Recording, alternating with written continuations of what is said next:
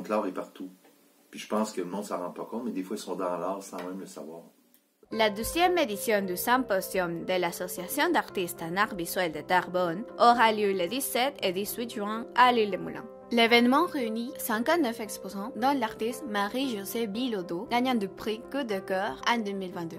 La pandémie de la COVID-19 a affecté les organisations artistiques, mais l'association est restée en vie grâce à son président Claude Dubois. Il y a beaucoup d'associations qui sont disparues à cause de la COVID. Beaucoup. Puis nous, on était vraiment comme très, très vulnérables aussi, la AVT. Alors là, on a remonté ça. On est parti de 16 membres, on est rendu à peu près à 45-50. Le symposium est aussi revenu pour émerveiller le public. Disons que tout le monde avait un petit peu la petite crainte de penser que de se jeter dans une foule, ça pouvait être dangereux pour leur vie. Mais finalement, je pense que les gens ont réussi à mettre ça un peu de côté.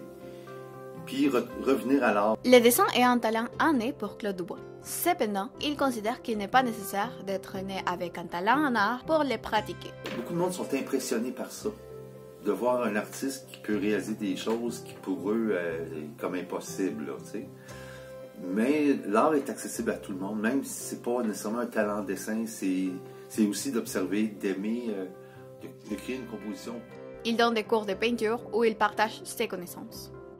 Je donne des cours de peinture, donc je partage mes connaissances aussi. Fait que moi, mes notions, je les livre à mes élèves. Des moyens de bien dessiner, des façons d'observer.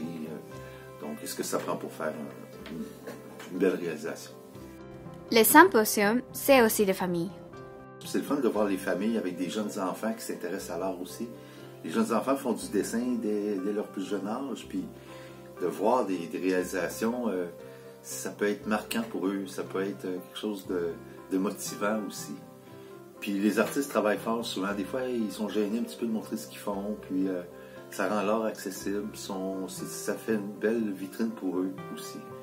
Ça les aide un petit peu, puis ça leur donne un petit peu confiance, un peu plus. Je pense qu'on est là pour ça aussi, l'association en tout cas. Ici, Andrea Bustillos au courant Terrebonne.